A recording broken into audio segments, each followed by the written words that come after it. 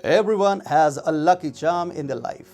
A lucky charm brings good luck to those who are distressed and in pain. In 2020, COVID-19 came as the lucky charm for the pharma industry. It turned things upside down. It helped them sell their vaccines. People soon began to smell fish. Things slowed down for a bit. Then came the Delta variant. The coronavirus industry picked up their jabs and told us, told you so. They were soon controlling the world with a needle and a vial. And when the sprawling coronavirus industry began feeling the heat of widespread restiveness among the masses, COVID-19 again came to their rescue, this time in the form of the Omicron variant. And welcome. This is TFI Global, the foreign affairs and geopolitical analysis arm of the TFI Media Group.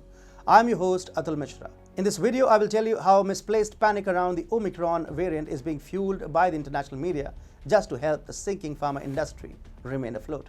Let's begin. As governments across the world scramble to shut their borders down and as media launches a fresh surge of fear-mongering among the masses, the multi-billion-dollar coronavirus industry is finally heaving a sigh of relief at the emergence of the Omicron variant.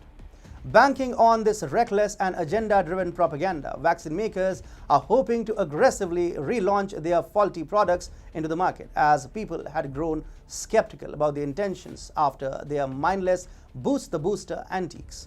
But is the new variant even worth this unparalleled hysteria? Data and facts say absolutely not. South Africa, where this variant is believed to have been found first, remains calm so far.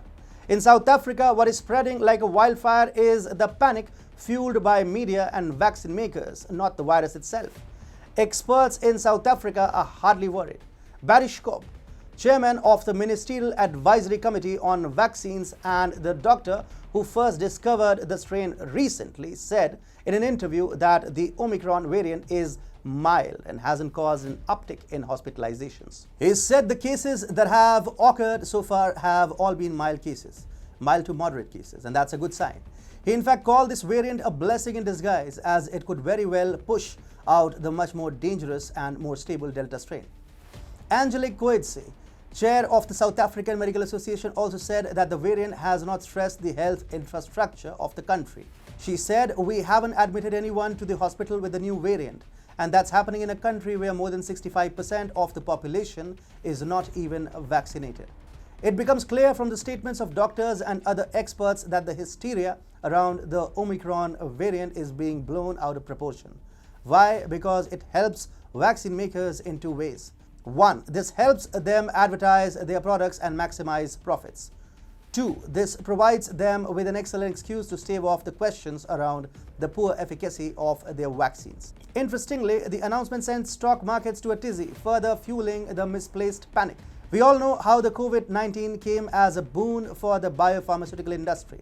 This year alone, the COVID-19 vaccine has brought in a revenue of $24.3 billion for Pfizer.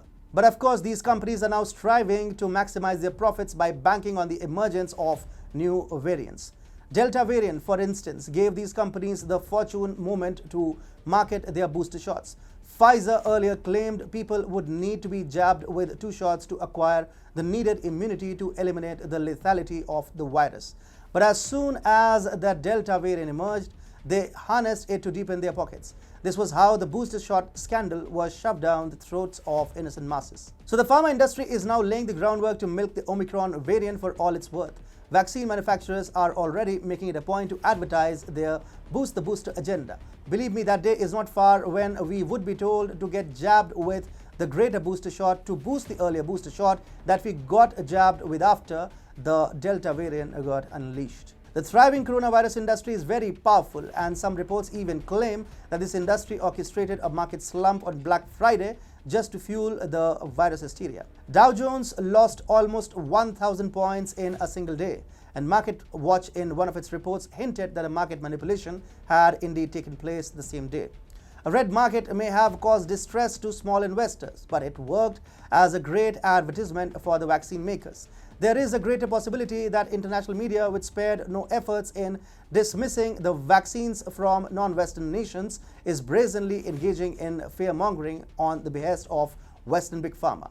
The governments and vaccine makers must be held accountable for their responsibilities and must be asked some tough question before they ask you to get yourself jabbed with a fourth booster shot in foreseeable future.